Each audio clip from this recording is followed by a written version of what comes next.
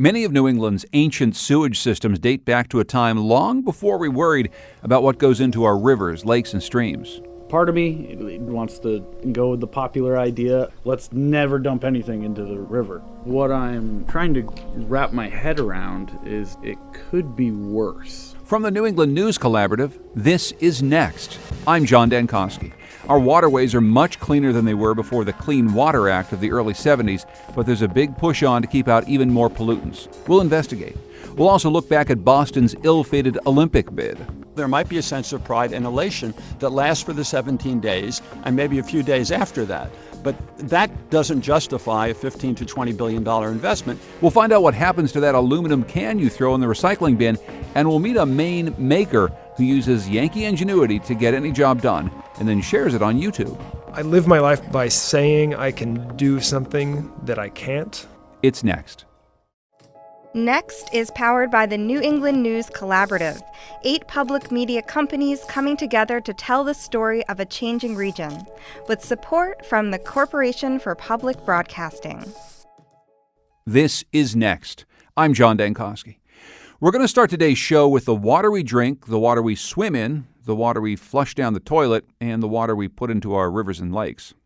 By the end of the year, the Environmental Protection Agency is expected to announce new limits on the amount of nitrogen that wastewater treatment plants in Massachusetts, Vermont, and New Hampshire can release into New England's largest river, the Connecticut. These new rules can mean a small tweak to a system or a costly plant overhaul. No one knows for sure until these limits are announced. Nitrogen is a nutrient in the soil, but in salt water, it's a pollutant that's blamed for fish die-offs in Long Island Sound, where the Connecticut River winds up.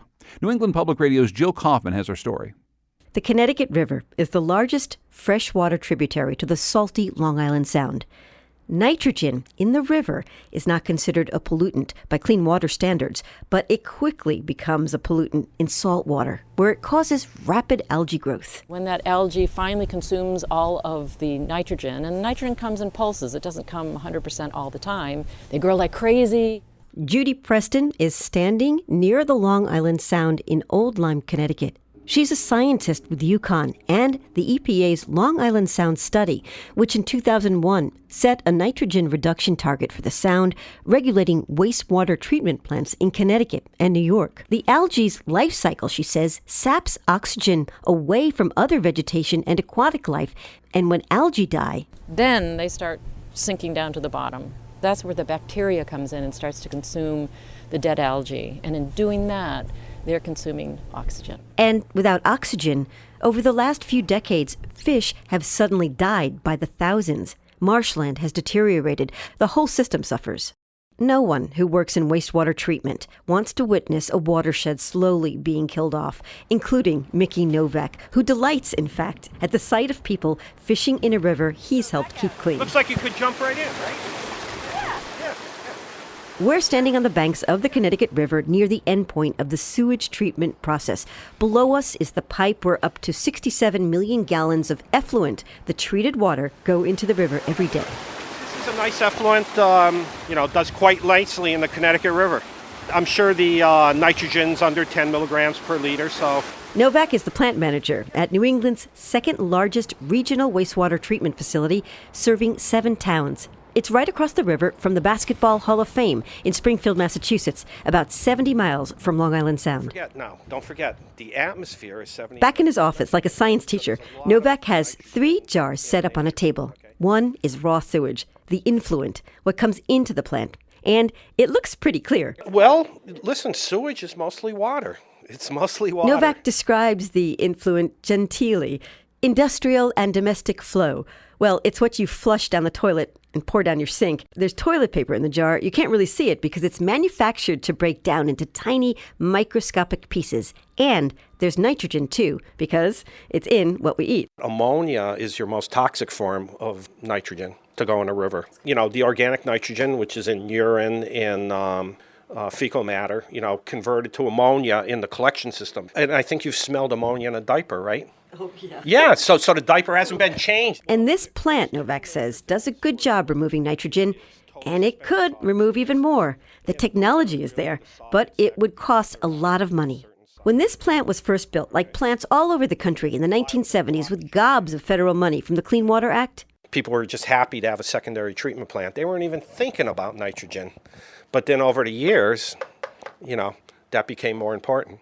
Mickey Nowak and his boss, Josh Schimmel, the executive director of the Springfield Water and Sewer Commission, are waiting to hear from EPA about how much nitrogen the plant will be required to remove. And nitrogen removal is not Schimmel's priority. We don't think nitrogen is an issue from our wastewater treatment plant. He doesn't trust EPA's nitrogen data, and he says wastewater treatment plants are not the main nitrogen source for a problem more than an hour away from here. It's true that septic tanks, field and land runoff, the atmosphere, are all contributing to the problem in Long Island Sound. But that won't keep EPA from putting a limit on the amount of nitrogen wastewater treatment plants up and down the Connecticut River are allowed to discharge, from north of the Connecticut border up to the river's headwaters in Vermont. That's Jill Kaufman reporting. There's another nutrient that's plaguing water quality in New England, and that's phosphorus.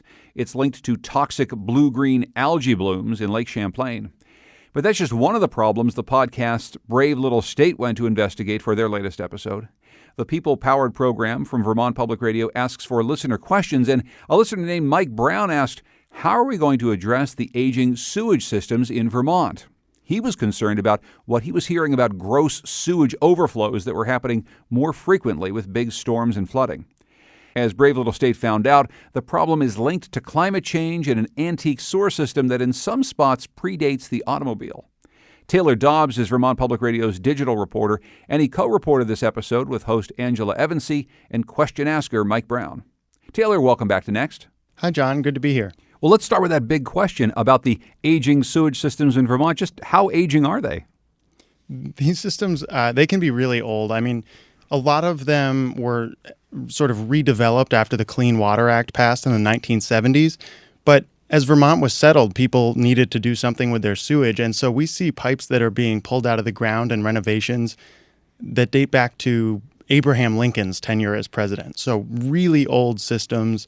And then even the newer ones are getting old and to the point of needing maintenance and replacement. You can only imagine that sewage systems or any systems that date back to Abraham Lincoln's presidency are pretty old and probably failing. But where do those failing pipes show up? I mean, what's the problem here? Well, the problem here is that sometimes the way these systems are designed, if there's too much rainwater or snow melt or basically any surge of water in the natural environment, you get this problem where there's too much water entering the sewage system because it's also collecting that rainwater from the streets and gutters and so on. And so when there's too much water in the system, they can't treat it all, and they have to let some go. Otherwise, it'll back up into homes and businesses. And that's when you get this thing called a combined sewer overflow. And it's a lot like it sounds. It's sewage and rain runoff, and they are not treated yet, but they're being sent directly into rivers and streams and lakes in Vermont and elsewhere around the country, too. This idea that you would take all of the storm water that would come off the streets and also all the stuff that's coming from the household going down your toilet or going down your sink, this is an idea that comes from some time ago, and it was actually meant to make for a cleaner water system, right? That's right. And the theory at the time of the Clean Water Act, again, this was like the 1970s and 80s as these were being built out, the running theory was that it's not just sewage that causes water pollution. It's also runoff from streets. And if you think about gutters, it makes a lot of sense. That's kind of gross. And if there's water running through there and running off the land into rivers and streams, those are going to get gross also. So the theory was if we collect all this water and treat it at the wastewater treatment plant, then ultimately there's more clean water happening and less dirty water entering the natural world. And so that was the theory when these things were designed.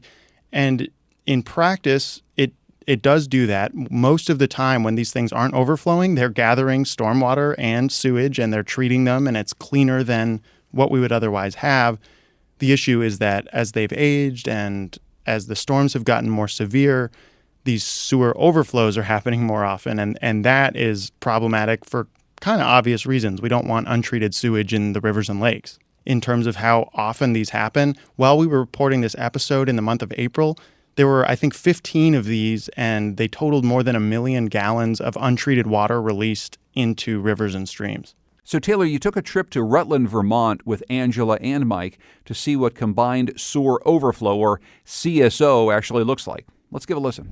We're going to CSO number 1, lovingly referred to as Calvary Cemetery, because that's where it is. We start by heading to Rutland to meet with Jeff Wenberg. He's the Commissioner of Public Works, and he takes us to one of the city's 4 CSO outfalls. This one is on the far end of Calvary Cemetery, right by Otter Creek. All right, just park right over here. And when those guys are standing, they're standing right on top. Not the most visible civic infrastructure. That's a good thing. This is a place we don't want any mischief. It's a big block of cement, kind of like a pedestal, with a heavy metal hatch on top. When you climb up on top and open the hatch and look down inside, you can see water shooting through a huge pipe. Like, you could stand up in this thing. Okay, that is the sewer. The water's heading to the city's treatment plant.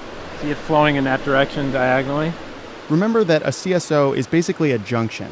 When there's too much rain in the lines, the system starts working differently. Instead of going to the plant, untreated stormwater gets diverted, along with untreated sewage, straight into the river. So this gate basically is set up so that when the water backs up high on the sewer side, it'll open up and allow it to overflow and go to the river. If you live in Jeff Wenberg's head, heavy rain equals sewage overflows. So he's constantly watching the weather and planning ahead. Every weather forecast, especially rain, is, okay, are we likely to have an event? If it's in the middle of the night, do we have to have people ready and understand that they could be called in? There's a little camera set up inside the CSO, so city employees can keep an eye on things. But it doesn't really work the way it's supposed to. After about a day, it fogs up, and it's just a fuzzy blob. So we're piloting. Windshield wiper on that thing. They're working on something like that. Yeah. And just like the camera, the CSOs themselves are operating in tough conditions. As we know, the pipes are really old. And when those systems were put in, Rutland wasn't nearly as developed as it is now. Plus, the Achilles heel of the CSO is the big rainstorm.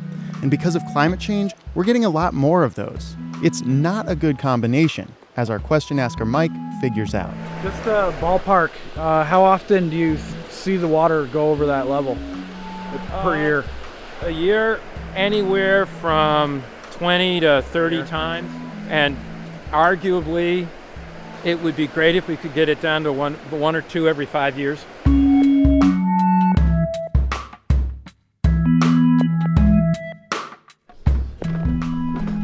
One way Rutland is trying to get that number down is by upgrading its systems. And technically speaking, it's totally possible to do this. In his office in City Hall, Jeff Wenberg talks us through it. Welcome. So here's the stuff.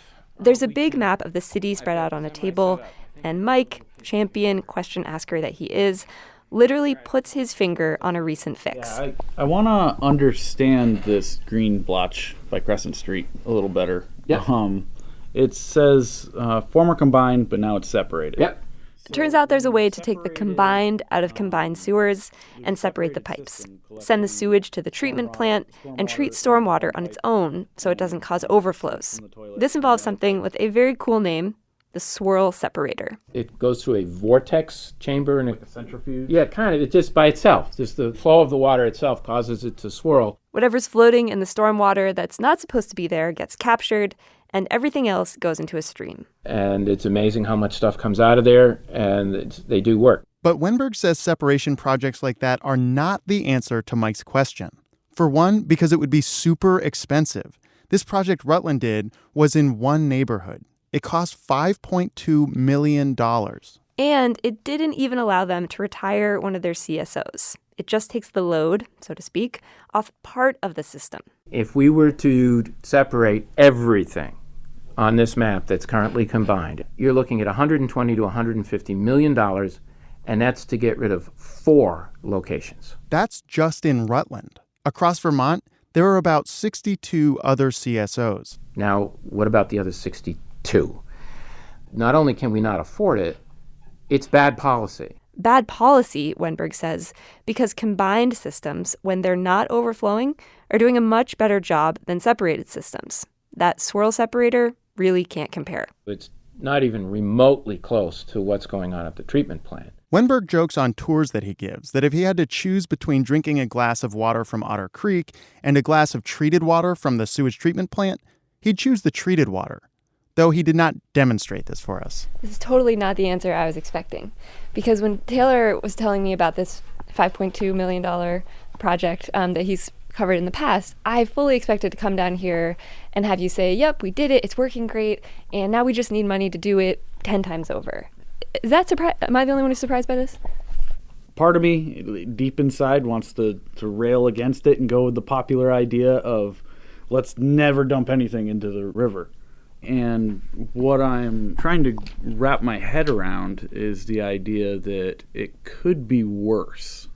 That's from an episode of VPR's Brave Little State, featuring host Angela Evansy, curious listener Mike Brown, and our guest, digital reporter Taylor Dobbs. Early in our program, we heard about another problem coming out of New England's sewers, nitrogen. Taylor, in Vermont, you're fighting another nutrient problem in the water.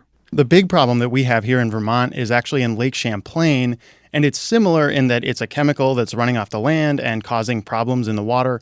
But on that side of the Green Mountains, the chemical is phosphorus. We see this in fertilizer on farms and runoff from roads, and even it's in the soil and stream banks. So as nature unfolds and stream banks are eroding, there's a little bit of phosphorus getting into the water. The problem we have is that human activity has caused a lot more phosphorus to get into the water. And so we're having these things called blue-green algae blooms, or if you're wonky like me, cyanobacteria blooms. It's the same thing. And those can be toxic. They can release neurotoxins and liver toxins. Pretty bad news and not good for the swimming and fishing. Yeah, and it's a multi-staged effort to try to get less phosphorus into Lake Champlain. But there's also an attempt to have farmers change their practices, to have homeowners change their practices. Is this pretty widespread right now across Vermont? This is a really widespread effort, and that's kind of a shift from the historical policy. When the Clean Water Act came out, a huge amount of the focus was on sewage because that seemed like such an obvious candidate. If you're trying to make the water clean, maybe stop dumping raw sewage into it. And that's a great first step, but what we found over time is that we got more and more of the pollution out of the sewage, and just by virtue of that problem shrinking, the other problems made up a much bigger share of the issue. And so now we're trying to deal with farm runoff, which makes up about 40%, and that's the leading contributor of phosphorus to Lake Champlain. But there's also urban runoff and stream bank erosion, as I mentioned before, and just water coming off forests, and the natural landscape also has phosphorus in it. And so all of the efforts in Vermont right now are how do we get all of those numbers to come down? It's not so focused just on the sewage treatment plants. Those only make up about 4% of the phosphorus contribution. It's about everybody who's contributing, and policymakers are trying to figure out exactly who needs to turn down the phosphorus and how much in order to make Lake Champlain healthier. Taylor Dobbs is Vermont Public Radio's digital reporter. He co-reported this episode of Brave Little State, their podcast that's listener-powered, with host Angela Evansy. And also the guy who asked the question, Mike Brown. We'll have links to their episode at nextnewengland.org. Taylor, thanks so much. Great to be here. Coming up, lessons from the Boston Olympics that never happened. It's next.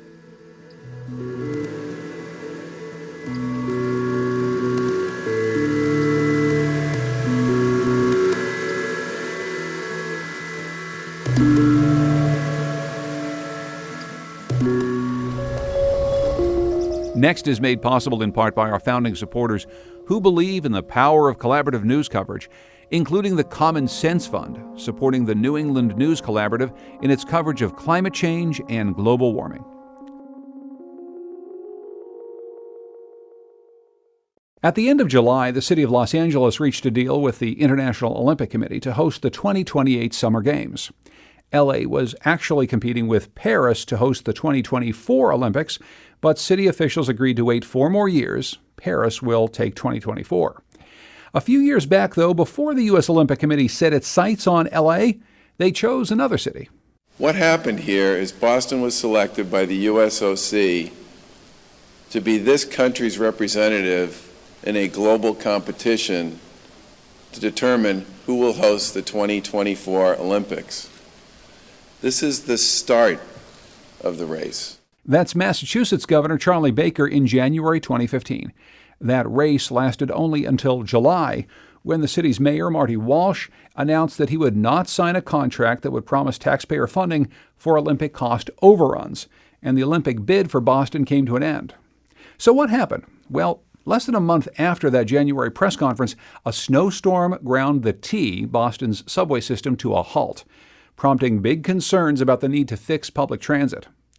Then stories started to emerge about a lack of transparency about costs and demands from the International Olympic Committee, all of which sparked a vocal opposition. Our next guests were some of the Olympic bid's most outspoken skeptics. Chris Dempsey is a co-founder of the movement No Boston Olympics. Previously, he served as Assistant Transportation Secretary for Massachusetts. He's now director of a nonprofit called Transportation for Massachusetts. Andrew Zimbalist teaches economics at Smith College, and he studies public financing of sporting events. They're co-authors of the new book, No Boston Olympics: How and Why Smart Cities Are Passing on the Torch. Chris and Andrew, welcome to Next. Thanks, John. Thanks, John. Chris, I'll start with you and ask about the history, the process of how Boston started down the road of almost getting the Olympics. Well, in early 2013, a group of Bostonians got together. They happened to be pretty wealthy and pretty powerful people, and they decided that a bid would be good for the future of the city. We started our group, No Boston Olympics, in the fall of 2013 in a living room on the backside of Beacon Hill. And we were convinced that a bid would be a bad idea. And over the course of 2014 and then 2015, the city had a real debate over the pros and cons of whether this would be good for the future of our city. And it ended with the bid being pulled in the summer of 2015. So to Andrew Zimbalist, this is something that you've been studying for years, about the impact of public financing on sports stadiums. Having this happen right in your backyard is probably a pretty easy fight for you to take up. Why did you get involved with No Boston Olympics? Initially, I was asked by Senator Stan Rosenberg, State Senator Stan Rosenberg, if I would be willing to serve on a commission that the governor was going to appoint to look at the feasibility of Boston hosting the Olympics. And I said I'd be happy to serve, provided that the logistics worked out. And Stan asked me for my CV, and he sent the CV with a cover letter urging Patrick to appoint me to the commission. And I also gave Stan two names of two other very prominent academics in Massachusetts who studied and had a lot of experience with the Olympic Games. None of the three of us were appointed, and instead the people who were appointed to the committee were basically all yes people. They were people connected to the construction industry, to hospitality industry, and the like. So I was very skeptical about it from the very beginning. I think Boston has some extra logistical issues beyond what other cities have because it's very compact geographically. It's very hard to find space. And I think that became more and more evident as the bid proceeded. But there were lots of things that happened, John, over the course of the 8 months between January of 2015, when the USOC picked Boston to be the U.S. representative in the international competition, and then the end of July when the USOC disqualified Boston as the bid. And one of the things that happened is that the city signed a pledge, or the mayor of the city, Mayor Walsh, signed a pledge with the USOC that Boston would cover all the cost overruns connected to the Olympics. That meant potentially billions and billions of dollars, which Boston doesn't have in its $2.5 billion budget. When Andrew Zimbalist talks about cost overruns and the possibility of Boston and the citizens there picking up the tab for that, maybe we can get into some details in a moment, Chris. But look, Boston has a long history of big projects with big cost overruns. I mean, you just at the time were finishing up the Big Dig, just about the biggest public works project in American history, and that was plagued with quite some cost overruns. I can only imagine people were skittish about that. Yeah, I think that played a role, and I don't think that we should use the Big Dig as an excuse to never think big again about the future of our city. But we have to think smart. We have to make sure that we're choosing the right projects. And when you look at the history of the Olympic Games in other cities and the requirements of the IOC in terms of these massive venues that are only going to be used for a short period of time, plus the taxpayer guarantee, the fact that taxpayers have to cover those cost overruns, this was never really a smart project. And what we saw in the course of the polling and the process was that the more Bostonians learned about an Olympic bid, the less they liked it. So they were very open to the idea because we're a city that loves sports and we're a city that certainly believes we should shine on the world stage. But when you look at what it was going to take to do it, it just was not worth it. We have so many other good things going on in this city, and we have a very bright future. Why would we put that at risk in service of a 3-week event. But you talked about that, Chris, this sort of civic pride and cheerleading that often happens around a bid like that. That, sucked up an awful lot of prominent people in the city, not just in the business community, but in the sports community. It's the sort of thing I would assume that people might rally around. I mean, what's the problem with bringing the Olympics here? It'll put Boston on a world map. We'll get people coming from all over the world. It's something to get excited about, right? Well, yeah, sure. It's something to be excited about. And we always said that the 3 weeks of the Olympics would actually be a lot of fun. The question is it worth the 7 years of construction and cost on venues and facilities that you don't need, and then the years of debt that you're left with afterward, not to mention the cost of maintaining those facilities? Look, we welcome the world to Boston every single year in September when students from around the world come to our leading universities. We welcome the world every year again in April when we host the Boston Marathon. And, a whole bunch of the time we also welcome the world for a World Series or an NBA World Championship. So we are a very open and welcoming city. We do not and never needed the Olympics to show anyone that we were world class. Andrew Zimbalist, as I mentioned before, your skepticism goes far beyond just this project for these Olympics in this city. This is something you've been writing about for years and years. Give me a little bit of a sense about how this bid was different in your mind from some of the other projects that you've written about over the years, because if I've read your writing correctly over quite some time, you almost never think it's a good idea for the public to pony up big money for a baseball stadium, a soccer stadium, or an Olympics anytime, not just here. Yeah, that's a little bit of a mischaracterization, but let me try to take that apart piece by piece. The first thing is that to host the Olympics today, now it requires for the Summer Olympics 36 sporting venues. It requires an Olympic Village, which is approximately a $3 billion investment. It requires an international media and broadcasting center. You're looking overall at a cost of $15 to $20 billion on average. 4 venues, most of which aren't needed and most of which won't be used. They'll turn into white elephants after the games. And you're using up also somewhere in the neighborhood of 5,000 to 8,000 acres of urban real estate that have to be dedicated to these Olympic projects. It's a lot of land for any city, particularly a city that's compact and already very densely populated and settled. In terms of professional baseball or professional football, the economics really depend upon the details of the situation. The way the stadiums were financed and done between 1960 and 2010, generally speaking, they were not good economic investments. However, it's very important, in my view, to draw a clear distinction between spending billions of dollars for hosting 17 days of the Olympics and then having the Olympics disappear, and spending maybe $500 million or $300 million on a stadium for the Boston Red Sox or for the New York Yankees or for some other team, because then that team stays year after year, decade after decade, and becomes part of the cultural fabric of the city, becomes something that helps the city create a sense of community. So I think that there's, other than the economics of it, there's a real social and cultural value potentially for hosting a sports team, and that is not really present. There might be a sense of elation if the Olympics are pulled off well. They weren't, of course, in Rio this past summer, and they're not in other places. But if they're pulled off well, there might be a sense of pride and elation that lasts for the 17 days and maybe a few days after that. But that doesn't justify a $15 to $20 billion investment. The amount of revenue that a city typically gets from hosting the Olympics is $4 billion, maybe $5 billion. It's not a very good financial balance. And we've seen how an awful lot of cities have struggled financially in the wake of the Olympics. Although one of the arguments, Chris, that we heard from people around Boston, and honestly with every single Olympic bid, is it's not just building these stadiums. Obviously, many of these stadiums are going to go empty afterward, no matter what people might say up front. But you have an imperative to build new transportation projects that maybe you weren't going to build before. We read an interview with Fred Salvucci, a former transportation secretary, who said, we really should clean the house for ourselves, but the Olympics is a good excuse. Is there anything, Chris, to that argument that you could use the momentum of a project like the Olympics to fix big structural transportation problems that you've been needing to fix for a long time?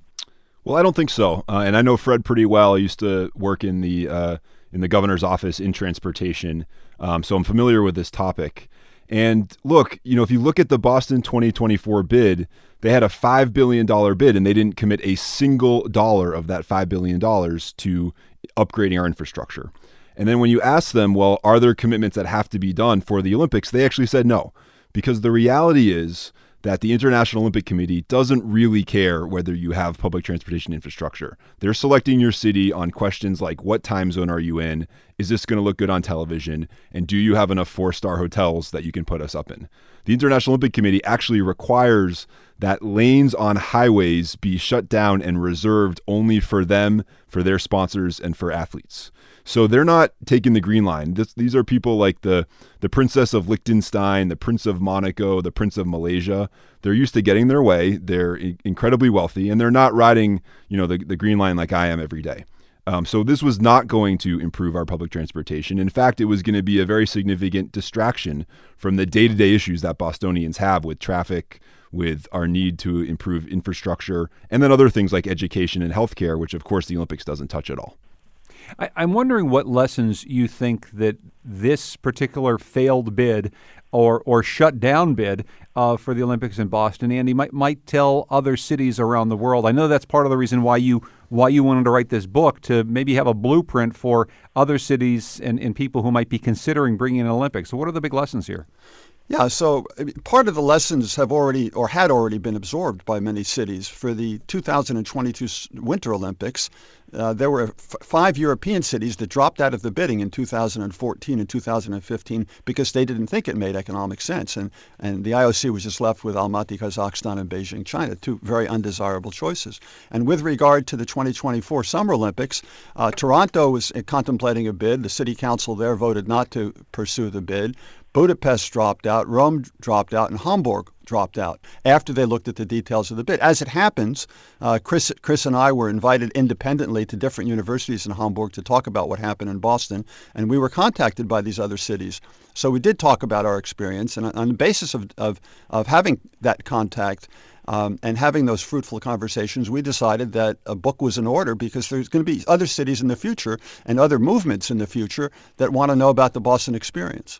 Chris, what's been the impact in Boston? This is a project, as you've both outlined, that was green-lighted by a small minority of people, powerful people who wanted to bring the Olympics to Boston. It wasn't something that had broad public support. But I can only imagine that there were a lot of follow-on conversations about ways to develop the city, transportation needs, infrastructure needs that had to be brought out into the light whenever you started to have these conversations about whether or not to bring the Olympics in. Has any of that proven to be positive a couple years down the road? Well, I think a lot of that was also driven by the winter of 2015, the historic winter with all that snow where the MBTA shut down for a number of days. And I was one of those workers who was stranded at home and not able to get to work because the T was shut down. So I think that in combination with the Olympic conversation has in some ways helped move the conversation forward. To be very clear on this, it was people on both sides of the conversation that talked about transportation. The pro side never really had a real plan. I think on our side, we said, look, we want to focus on the day-to-day basics. We want to get the basics right. We have an incredibly bright future and a thriving economy, but our success is at risk if we don't make investments in things like our roads and bridges and things like the MBTA and our basic education system.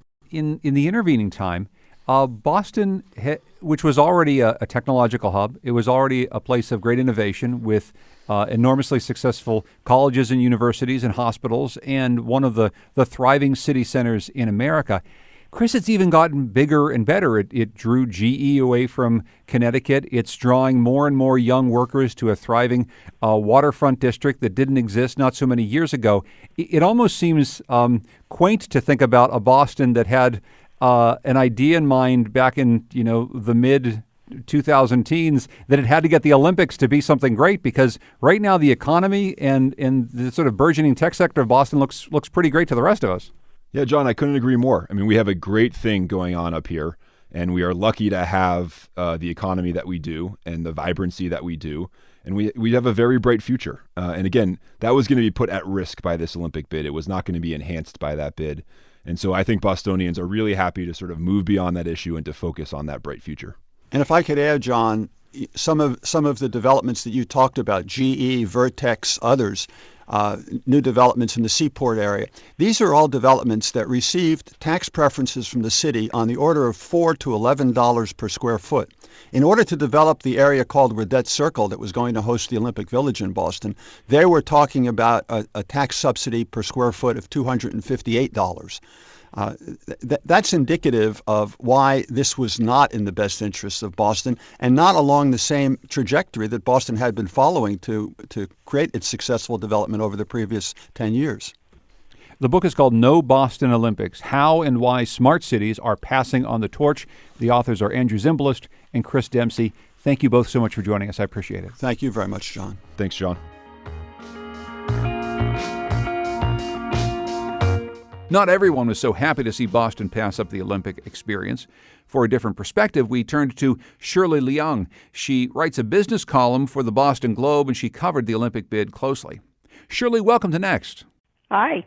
Well, you wrote at the time that you perhaps, and maybe others, were disappointed in the fact that Boston didn't get this Olympic bid. Let me take you back to that time. What did you think when Boston was first considered to be the site of the 2024 Olympics?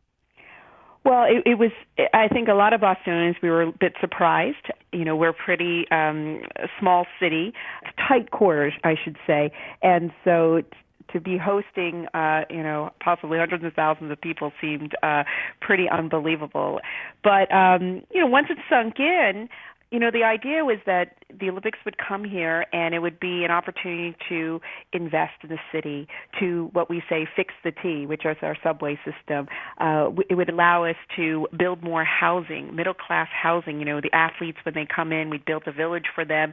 Afterwards, when they leave, it could be housing. We could take Redette Circle, which is a industrial part of town, and it could become a new sparkling neighborhood of Boston, the Boston of the future. So once you heard more about it, you thought about perhaps it's an opportunity for the state and the federal government to invest in Boston. The promises that come with an Olympic bid are of, as you say, development, transportation infrastructure improvements, but there's also an awful lot of building that has to go into sports complexes that maybe won't be used down the line. Is there some feeling now, as you look back at that time, that these are improvements that the city of Boston and the state of Massachusetts could and should be making for reasons other than an Olympics coming, that maybe can be made on more of a human scale without building a whole bunch of stadiums that might sit empty years from now? Bob Kraft tried to build a soccer stadium on land that was supposed to be the athletes' village. He recently dropped the idea because he couldn't get community support. I think if you look in the 2 years that we dropped out, we have to ask ourselves, what kind of big signature investment have we made in Boston? The one thing that people do talk about is the city and state investing in bringing the General Electric headquarters to Boston. We stole that from Connecticut. You sure did. That's the one kind of big thing that we've done. But beyond that, you don't see a huge investment in the T. Governor Baker is fixing the T, but I'd like to see even more investment in the T. One of the things that I keep writing about is, are we thinking big enough, and are we investing in our future? The reason why I like the thinking about the Olympics and writing about the Olympics is that it showed that Boston could be really ambitious, and so what are we doing beyond GE to show the world that we're ambitious and we think big? Shirley Leung is a columnist for the Boston Globe. Thanks so much for joining us. I really appreciate it. Thanks for having me. When we first aired those interviews back in May, LA and Paris were still competing for the 2024 Games. When the LA deal was announced, the Los Angeles Times called up Andrew Zimbalist. He told the paper that LA officials, quote, played their cards right. In Zimbalist's estimation, LA was able to extract significant concessions from the IOC. Coming up, the business case for recycling that beer or soda can. It's next. Next is made possible in part by our founding supporters, who believe in the power of collaborative news coverage, including the Melville Charitable Trust, supporting the New England News Collaborative in its coverage of housing and homelessness. Here in New England, all states except Rhode Island and New Hampshire have recycling programs built around a system of deposits and refunds for cans and bottles, aimed at reducing litter and protecting the environment. But it's not just environmentalists who want more aluminum recycling. There's a real business case to be made, too. WNPR reporter Patrick Scahill takes us on a tour of the life cycle of an aluminum can. As thousands of aluminum cans pour by me at the Materials Innovation and Recycling Authority, or MIRA, plant in Hartford, I'm struck by two things. One, it's really loud. Yeah, this is nothing. When it's running at a full bore, it'd be really hard for people to probably hear me talk even with that. Thomas Gaffey is director of recycling here, and as we shout over a river of all types of cans winding by us on a conveyor belt, I notice something else. Lots of people don't seem to be claiming Connecticut's 5-cent bottle deposit refund. As you can see, there's a lot of cans that people throw away that are valuable as far as having nickels attached to it. In its latest report, Connecticut's Department of Revenue Services reported about $33.5 million in unclaimed nickels, money that goes into the state's general fund. And according to the Aluminum Association, over the last decade, Americans recycled only about half of their old cans. For MIRA, Gaffey says aluminum is its most valuable waste product. From January through March, it netted between $23,000 and $27,000 per month. Jerry Powell is editor of Resource Recycling. He says for industry, recycling aluminum just makes economic sense. Aluminum is the most valuable portion generally of a household's waste stream. The reason is, in a really simple vernacular, aluminum is embodied energy. Put another way, it takes money and a lot of fuel to make virgin aluminum. That's because the element is tied up with other compounds in ores, which can be expensive to extract. So the aluminum industry is very aggressive at getting back recycled metal so they can use it for cans. As we walk across the recycling floor in Hartford, Gaffey says about once a month a truck comes into the plant to pick up its old aluminum. Eventually, those cans make it down to an aluminum reprocessing plant in Muscle Shoals, Alabama, run by a company called Constellium. Andy Logsdon is the guy who manages its aluminum. Some people look at a can and say, well, that's an aluminum can. It must be the same properties throughout the whole thing. That actually isn't true. The body of the can is one alloy. It's a softer alloy, and the top and the tab are from a harder alloy. An alloy containing magnesium, which makes the top more brittle and yields that nice pop and hiss when you open it up. Logsdon says his plant shreds newly arrived cans, heating them up to clean and melt the material. From there, the reborn aluminum is cast into giant slabs, which are heated, thinned, and eventually rolled into coils with sheet about 8/100ths of an inch thick. That's the thickness of a beer or soda can. Logsdon says about 80% of what his company ships out of the plant as new aluminum coil comes from recycled scrap. We are able to get this material and reprocess it and actually save money versus buying brand new virgin aluminum coming out of a smelter. There's this constant battle for can sheet makers to want to increase the percentage of recycled aluminum. Brad McCauley is a reporter at American Metal Market. He says the UBC market, that's used beverage containers, is its own commodity, one tracked and traded today at about $1,400 per ton of material. Cans inevitably don't get funneled into the correct stream that they're thrown away, and so that at the end of the day creates this deficit. And so there is a healthy import market of used beverage containers in the United States. That means cans coming in from Canada, Mexico, Brazil, and even South Korea. Once that can becomes coil, it gets shipped to can makers, where it's stamped out and drawn into new cans. Brad McCauley says the whole recycling wheel turns very quickly. It's estimated that it could be 60 days from can to can, so essentially from the moment that you toss the can into the recycling bin to the moment that can is put back onto a shelf. A can reincarnated as another can, for you to pop open at your next picnic. That's Patrick Scahill reporting.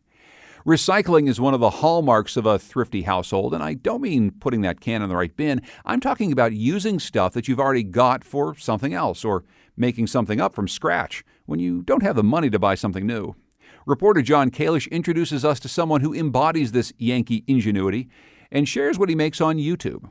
Bus Huxley is the pseudonym for a Waterford, Maine maker who entertains viewers with step-by-step guides and video wizardry. Gardner Waldyer is a lanky 6'4". He's 34 years old and wears glasses that often frame a sheepish smile. Waldyer grew up in an old farmhouse. He comes from a very frugal family. We had very little money to maintain the house and to maintain the tractor and the fields and the firewood. All this stuff was stuff that we just kind of had to do. And we were always fixing something as cheaply as possible and figuring out a solution to a problem, whatever it may be. He has a unique set of skills, the ability, when the checkbook is empty, to get a project done. May not be OSHA approved, but it accomplishes the goal. That's Waldyer's neighbor Jeff Winslow. I spoke with Winslow inside his barn on a frigid weekday morning. I do not watch his videos online, only because I'm rarely online. I participate in some of the videos, apparently. Winslow lent his excavator to Waldyer, who can be seen using it to pull tree stumps out of the ground in an episode of A House Built from Trees, a series documenting the construction of a new home on Waldyer's property. For right now, it's kind of looks like a Russian trapper's cabin. I've never been to Russia, I'm sorry. But it looks kind of janky. Waldyer's new house is a testament to Yankee thriftiness because he's doing much of the work himself, and he manages to do it while he's building, plowing, and cooking for others. I live my life by saying I can do something that I can't, that I haven't done before. For example, a friend of mine who owns a restaurant called me and said, I need to hire somebody to shuck 400 oysters in a matter of hours. Can you do that? I said, sure. He said, you ever shucked an oyster? I said, yeah, I've shucked plenty of oysters. I had never shucked an oyster in my life. But I was confident that I could learn it by going on YouTube, watching people shuck oysters the night before, talking to other chef friends, and all right, we can do this. The videos play with time and make use of stop-motion animation, so a winter woodpile seemingly gets stacked without any human intervention. And vegetables dance across a cutting board. A serving tray made from crosscuts of a locust tree is sanded on screen in just 13 seconds. Though Waldyer spent hours working on it with his power sander. I love the dissemination of information efficiently for free. That's the beauty of the internet. Usable information on how to create something, how to fix something. Like a working 1956 Ford tractor or a 1967 Volvo sports car that Waldyer keeps in perfect running order. Besides his obsession with four-wheel vehicles, this Maine maker is clearly fond of four-legged creatures, not the least of which is Bodie, his Airedale Terrier who scampers into the frame in many of the videos. Woodpeckers, foxes, and baby raccoons also get some screen time. Waldyer's YouTube following is modest, but his interests are way more eclectic than those of the other YouTube makers. In addition to all his sanding and soldering, he does a lot of sautéing and simmering. His cooking videos serve up tacos, pasta, and deer sausage. It turns out, in addition to everything else, he's a master chef. I mean, he could walk into a restaurant like the Four Seasons and cook you dinner, even though he lives in the North Woods of Maine. That's Seth Lipsky, a New York journalist who is so keen on Waldyer's videos, he puts them on the front page of his online newspaper, The New York Sun. This summer, gardener Waldyer will be making pizza at an orchard in Maine. He's a hard man to pin down on his long-range plans, but making a living producing videos is certainly among them. Once a video is out there, once something is produced and put on the internet, it's carved into a digital stone, and I love that. It's permanent. That's Gardner Waldyer, otherwise known as Bus Huxley, talking to reporter John Kalish. If you want to see some of his videos, go to nextnewengland.org, and at least for some of them, don't try this at home. Next is produced at WNPR by Andrew Maraskin. The executive producer is Katie Tolarski. The digital editor is Heather Brandon. Production help this week from Dan Bennett and Alex Bronstein. Our theme music is by composer Todd Merrill. You can hear more of his music at toddmerrill.com. Thanks also to Goodnight Blue Moon for their song New England. The New England News Collaborative is funded in part by the Corporation for Public Broadcasting and powered by WBUR Boston, Vermont Public Radio, New Hampshire Public Radio. Maine Public Radio, Rhode Island Public Radio, WSHU Public Radio Group, New England Public Radio, and WNPR.